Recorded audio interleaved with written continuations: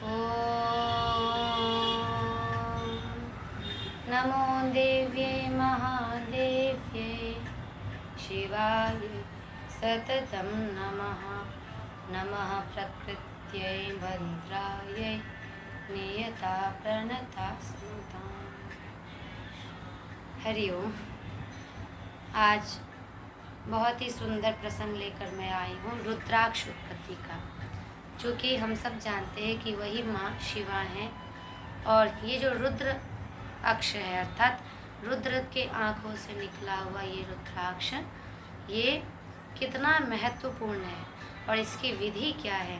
क्योंकि हम सब अभी जान गए हैं कि कुछ वर्ग ऐसे हैं जो समाज में भेद उत्पन्न करते हैं, है ना, भेद की राजनीति करते हैं।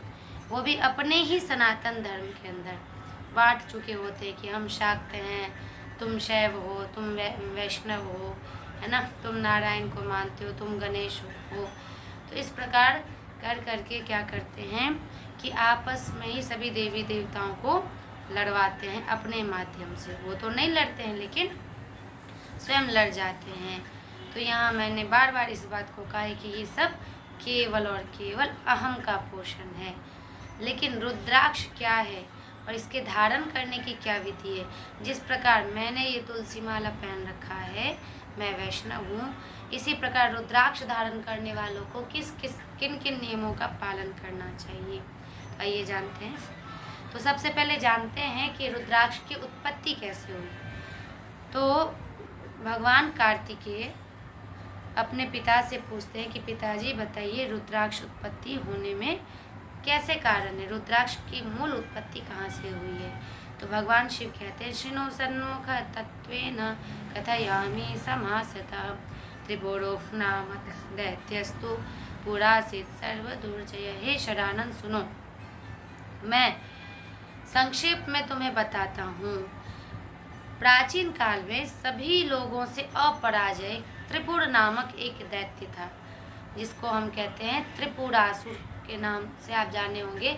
और उन्हीं त्रिपुर के अरी अर्थात त्रिपुर का जो मर्दन करने वाले हैं वो कौन है, त्रिपुरारी। त्रिपुर के जो शत्रु हुए हैं, जो उनको त्रिपुर के अहम का, त्रिपुर के अपराजयता का जो विनाश किए हैं, वही हैं त्रिपुरारी भगवान महादेव।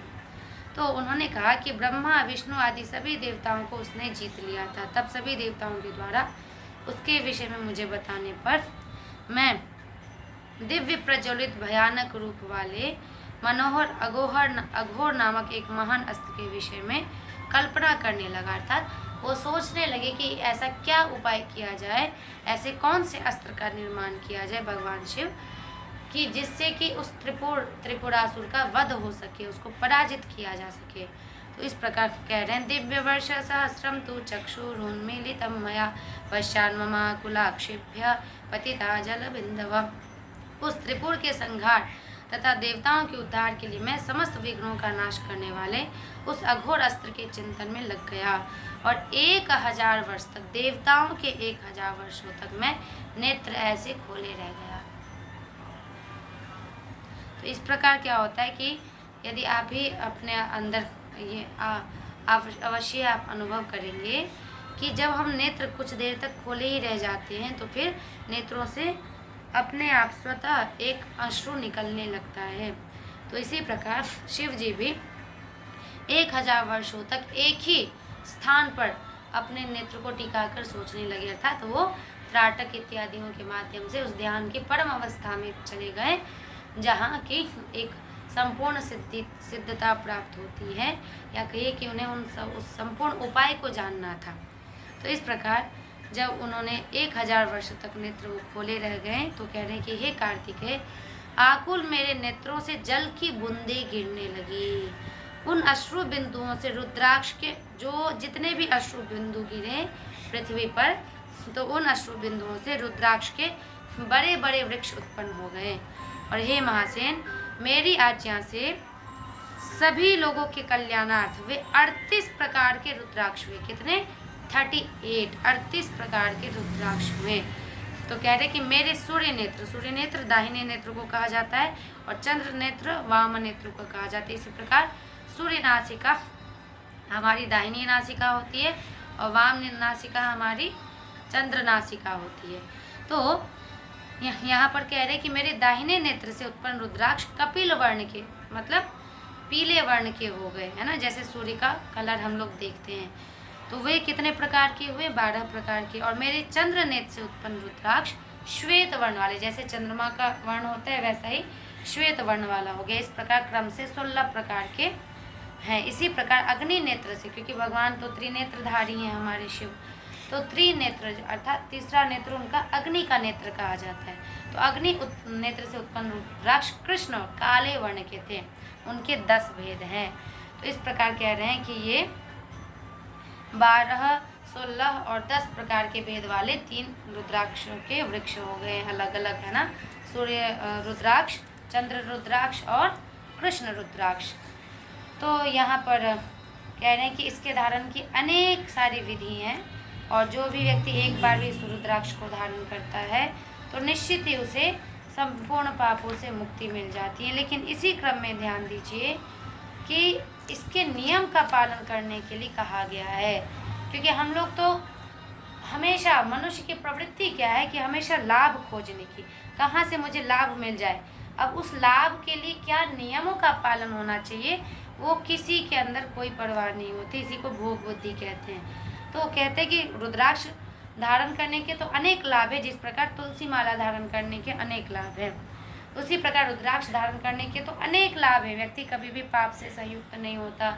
उसे इसी क्रम में गुणनिधि ब्राह्मण की भी कथा है कि वो, और एक गधे की गर्दभ की भी कथा है कि वो हर बार रुद्राक्ष से भरा हुआ बोझ ढोता था और अंत में जब उसकी मृत्यु आई तो निकट उसके शिवदूत आए और वो साक्षात शिव स्वरूप होके ही शिवलोक में चला गया।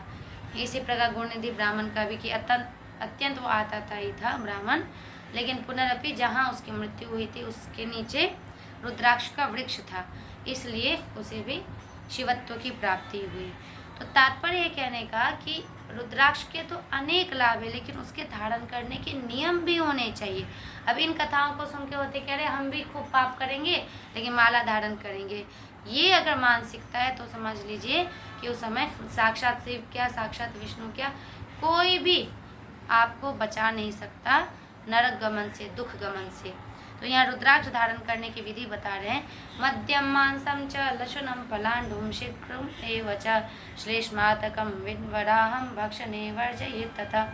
जो भी व्यक्ति रुद्राक्ष धारण करता है उसे मध्य मतलब मदिरा, मांस मतलब जो भी मीट मछली मांस होता है वो, लशुनम लहसुन, पलांडुम प्याज और सहजन लिसोड़ा विडवड़ा इत्यादि जो भी होते हैं, जो भी तामसी भोजन पदार्थ होते हैं उनका वर्जन करने के लिए कहा गया है। अर्थात रुद्राक्ष धारण करते ही इन चीज़ों को अवश्य ही त्याग देना चाहिए। उसमें प्रथम मदिरा है। लेकिन आज देखिए क्या है समाज की परिस्थिति। विडंबना तो इस बात की है कि अभी 2 भाग बट चुके हैं। कहते हैं हम शैव हैं, हम रुद्राक्ष भी धारण करेंगे, हम मांस भी खाएंगे, हम मछली भी खाएंगे, हम शिव को मदिरा चढ़ाएंगे, स्वयं भी मदिरा पिएंगे। माता मांस मछली खाती हैं, माता को बलि चढ़ता है इसलिए हम भी खाएंगे। तो आप सोच सकते हैं कि शास्त्र कहाँ ले जा रहा है, और लोग अपने मन से बना बना के छोटी छोटी पुस्तक बना दिए हैं, अपने मन से कुछ भी उसमें डाल दिए हैं और उसी को कहते ये प्रमाण है। कोई भी पुराण को गहराई से नहीं पढ़ना चाहेंगे। पुराण तो बात, वेद तक को भी लोग गहराई, वेद तो बहुत दूर तक की बात है। वेदों के को ही संक्षिप्त करने के लिए और सरल तरीके से समझाने के लिए व्यास देव जी ने पुराणों को हमारे समक्ष रखा है। लेकिन उसमें भी मिलावट भी है कुछ, मैं ऐसा नहीं कहती हूँ कि नहीं है, लेकिन जो सत्य बात है उसको छिपा दिया जाता है और जो मिलावटी है उसको प्रकाशित किया जाता है कि सुनो सुनो सुनो। कह देना कि भाई व्यक्ति को सुनना वही होता है जो उसे पसंद है, वो नहीं सुनना चाहता है जो सत्य है, जो सत्य धर्म पर ले जाने वाला है व्यक्ति को वो नहीं सुनना पसंद है। उसको सुनना वही पसंद है जो उसे पसंद आ रहा है, जो उसकी भोग बुद्धि को और आश्रय दे रहा है। आपको ये सुन के आश्चर्य नहीं होना चाहिए, क्योंकि बंगाल सब के एरिया में आप चले जाइए तो वहाँ ऐसे पतित लोग हो चुके हैं कि कि जो तुलसी माला तक धारण करते हैं और तुलसी माला उतार के पुनः फिर मांस मछली खा लेते हैं। अब इससे भी ज़्यादा भ्रष्ट क्या मैं बताऊं कि उस मांस मछली को लड्डू गोपाल को भी भोग चढ़ाते हैं। प्रभु, क्या हो चुका है लोगों की बुद्धि को। सोच सकते हैं कि लोग अपने भोग को बढ़ावा देने के लिए अपने जीभ पे नियंत्रण ना करके भगवान को भी भोग लोलुप साबित करने में लगे हुए हैं कि देखो देखो लड्डू गोपाल को भी तो हम चढ़ा रहे हैं। भाई वो तो आपको कर्म का परिणाम मिलेगा। अभी तो लड्डू गोपाल नहीं कुछ बोलेंगे, लेकिन अवश्यमेव भोक्तव्यम कृतम कर्म शुभाशुभम। इसलिए जो भी लोग ऐसा भ्रम फैला रहे हैं कि नहीं जो रुद्राक्ष धारण करता है वो मांस मछली खा सकता है, जो तुलसी माला वाला है वो वैष्णव है, विष्णु के भक्त केवल मांस मछली नहीं खाएंगे, शिव भक्त तो खाएंगे ही। तो मुझे समझ में नहीं आता फिर उनका नाम पशुपति क्यों है। हम कहते हैं ना कि पशु नाम पति इति पशु, जो पशुओं के पति का विच्छेद करे तो पाति यह सह पति, जो रक्षा करता है जो रक्षक है वही पति है। तो वो किसके पति हैं भोलेनाथ? पशुओं के पति हैं, पशु नाम पति, पशुओं के पति हैं, वो रक्षक हैं। तो सोच सकते हैं आप शिव महापुराण के महात्म्य में देखेंगे और जहाँ पर संवाद है तो वहाँ कहा जा रहा है कि किस व्यक्ति को शिव पुराण समझ में नहीं आता, किस व्यक्ति को शिव तत्व समझ में नहीं आता, जो दिन रात पशु हिंसा में युक्त है, जो दिन रात पशु हिंसा पशु के बाल को ही खाने में लगा हुआ है, जो मांस सेवी है, जो पशु हिंसा में युक्त वाले लोग हैं, ऐसे कठोर हृदय वाले लोगों को शिव तत्व समझ में नहीं आता। स्वयं शिव महापुराण कह रहा है। भाई समझिए, ये श्रीमद् भागवत महापुराण या रामायण से नहीं ये बात कही गई है। ये देखिए पुनः आपको दिखा दूँ ये श्रीमद् देवी भागवत महापुराण, और मैं कभी आऊँगी तो आपको उस शिव महापुराण का उस श्लोक के को भी संदर्भ के साथ दिखा दूँगी कि उसमें कहा गया है कि जो पशु हिंसक हैं, जो पशुओं को मारने वाले लोग हैं अपनी जीव लोलुपता के लिए, तो निश्चित ही वो शिव तत्व को कदापि नहीं समझ पाएंगे। इसलिए बारंबार आप लोगों से प्रार्थना है कि कृपया सत्य को समझिए। सत्य बनाया नहीं जाता है, सत्य को स्वीकार किया जाता है। लेकिन आजकल इतने पाखंडी केवल संस्कृत पढ़ लेते हैं और संस्कृत पढ़ के अपने आप को विद्वान प्रदर्शित कर देते हैं, है ना, शास्त्रों का थोड़ा बहुत ज्ञान ले लेते हैं और वो भ्रष्ट आचरण समाज में फैला रहे। मैं ऐसा नहीं कह रही कि सामान्य व्यक्ति, ऐसे भी लोग हैं जिनके गलत मार्ग को, गलत बात को वो लोग प्रोत्साहन देते हैं, जो बड़े बड़े कथावाचक बन के बैठे हुए हैं, वो भी प्रोत्साहन देते हैं कि क्या ही कर सकते हैं। विष्णु भगवान अपने गरुड़ को मांस वो सांप भक्षण से नहीं छुड़वा पाए तो हम और आप कौन होते हैं। देवी माँ जिस सवारी पे बैठी हैं वो भी शेर मांस भक्षण। भाई क्या बेतुकी बात कर रहे हैं आप। शेर शेर है, गरुड़ गरुड़ है, उनकी योनि अलग है, लेकिन मनुष्य की योनि एकमात्र होती है पुरुषार्थ चतुष्टय सिद्ध करने के लिए। तो मुझे ये बहुत सुन के आश्चर्य होता है जब इतने बड़े बड़े विद्वान इस बात को कहते हैं। आप समझ रहे हैं कि शिव के साथ जो भी नंदी हैं, चाहे माँ के साथ जो भी सिंह सवारी है या गरुड़ हैं, वो सब हैं, लेकिन वहाँ केवल उसके उन तत्व को दिखाया गया है ना। वो क्या मनुष्य की सवारी करेंगे? मनुष्य कहाँ से उड़ पाएगा? लेकिन मनुष्य जीवन एकमात्र पुरुषार्थ चतुष्टय सिद्ध करने के लिए धर्म अर्थ काम मोक्ष। और ये लिख लीजिए कि जब तक हमारी बुद्धि पूर्ण सात्विक नहीं हो जाती है ना, तमस से रजस में, रजस से सत्वगुण में, और धीरे धीरे पूर्ण सात्विक से भी अंतिम अवस्था में, जिसको हम तुरीय अवस्था कहते हैं, वो नहीं हो जाती, तब तक मान के चलिए मोक्ष नहीं मिलने वाला है, गारंटी है। भगवत प्राप्ति नहीं होने वाली। अब हाँ, भगवान के नाम पे पैसा बनाना है, पाखंड करना है, लोगों को खुश करना है, जिससे कि लोग खुश रहें, वो वर्ग इसको भी खुश दे। मतलब आजकल जो कथावाचक होते हैं ना, वो भी नेता हो चुके हैं। जैसे नेता का काम क्या होता है, हाँ भाई तुम भी सही, तुम भी सही, हाँ भाई तुम भी सही, तुम। तो फिर सत्य कहाँ जाएगा? अगर जिनको शास्त्र का ज्ञान है, जो शास्त्र को समझते हैं, गहराई से समझते हैं, तो अगर वही लोगों के मुंह को धरने लगे, हाँ आप भी सही, आप भी सही, आप भी सही, हाँ जिसको जो मने करो भैया, तब तो हो गया कल्याण। तब तो हमारी संस्कृति समझिए भ्रष्ट हो चुकी है। इसलिए कृपया आप सभी से निवेदन है कि जिन व्यक्ति को भी संशय होता है तो शास्त्रों को देखिए, और वो भी प्रामाणिक शास्त्रों को, ये छोटी 25-30 रुपया वाली किताब को नहीं।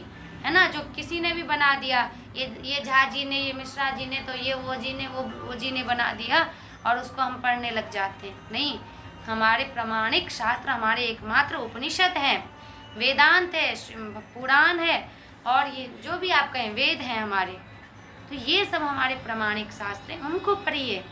ये छोटी मोटी किताबों को पढ़ के क्या मिलेगा, और उसको हम शास्त्र मान लेते हैं। अभी भी हमारे मिथिला धाम में बहुत सारी कुछ अंधविश्वास है, जैसे कि मधुश्रावणी को लेके, इसको लेके, मुझे मतलब किसी चीज़ को आप कर रहे हैं, किसी भी कार्य को, तो उसके पीछे लॉजिक देखिए ना, और अगर नहीं है तो उसको बंद कीजिए। अगर उस विधि को करने से, उस परंपरा को निभाने से संपूर्ण प्राणियों का हित होता हो तो जरूर उस परंपरा को निभाइए, बिना कुछ सोचे समझे। लेकिन अगर दिख रहा है कि अनेकों का अकल्याण हो रहा है, अहित हो रहा है, और केवल किसी एक का कल्याण हो रहा है, तुरंत उस परंपरा को बंद करना चाहिए, चाहे वो कितनी भी पुरानी परंपरा क्यों ना हो। ये सिखाता है विवेक, ये सिखाती है विद्या, ये सिखाता है हमें ज्ञान। शास्त्रों के ज्ञान से हमें ये प्राप्त होता है कि जो परंपरा सबके लिए विनाशक है, उस परंपरा को तुरंत बंद करना चाहिए, और जो परंपरा सबके लिए हितकारक है, उस परंपरा को बढ़ाइए।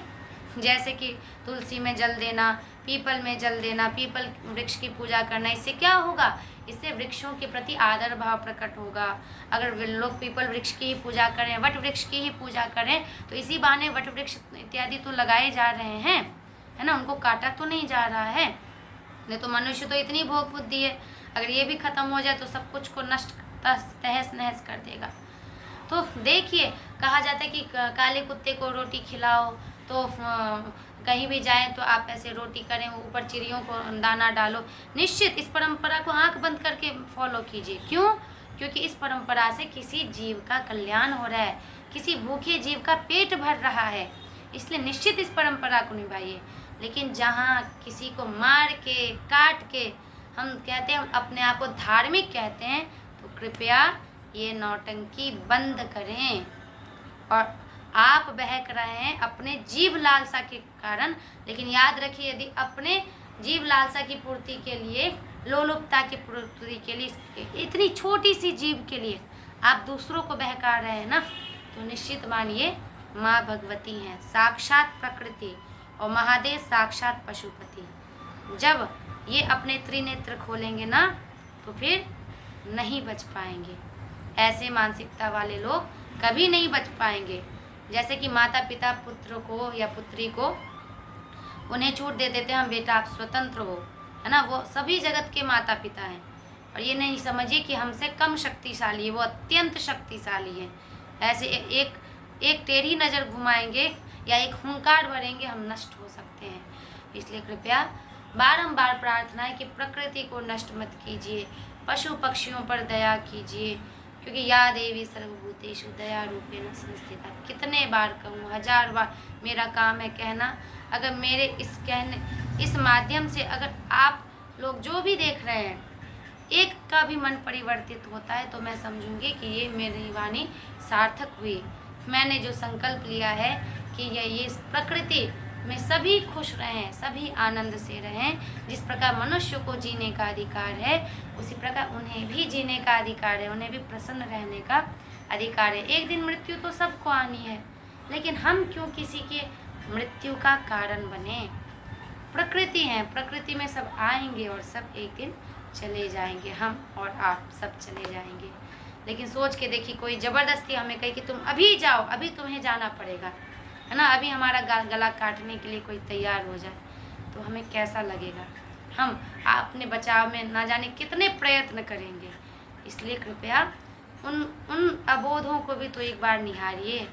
क्या आप उनको ले जाते धार्मिक कार्य किसी भी हेतु, तो ये वो क्या कहते हैं, हाँ हाँ लीजिए, मैं प्रस्तुत हूँ, मुझे खा लीजिए, कहते हैं? नहीं, वो तड़पते रहते। लेकिन हम कितने निर्दय हैं, सोच के देखिए। हम उनकी तरफ को जानबूझकर अनसुनी कर देते हैं, केवल बस इतनी सी छोटी सी जीव के लिए। खैर, आगे क्या बताऊं? तो यहाँ पर चाहे वो रुद्राक्ष माला धारण करने वाले हों, चाहे वो तुलसी माला धारण करने वाले व्यक्ति हों, सबके लिए शास्त्र में मद्य, मांस, लहसुन, प्याज सब निषिद्ध है। और खास के मद्य मांस तो निश्चित निश्चित निश्चित ही निषिद्ध है, उसे निश्चित मना किया जाता है, क्योंकि ये रुद्र के अक्ष से निकला है, ये अत्यंत सात्विक है। इसी प्रकार तुलसी माला भी, ये साक्षात वृंदा देवी हैं, ये साक्षात तुलसी माँ हैं, इसलिए ये विष्णु प्रिया हैं। इसलिए कदापि जब भी कोई व्यक्ति तुलसी माला धारण करें, इस मद्य मांस के बारे में सोचे भी नहीं। और जो भी व्यक्ति रुद्राक्ष धारण किए हैं वो भी कदापि मद्य मांस के बारे में ना सोचे। आगे मैं क्या बताऊं, आगे आप स्वयं शास्त्र को पढ़िए, समझिए, गहराई से समझिए, और हमें किस ओर संकेत किया जाता है उसकी ओर समझिए। परोपकार पुण्याय पापाय परपीडनम।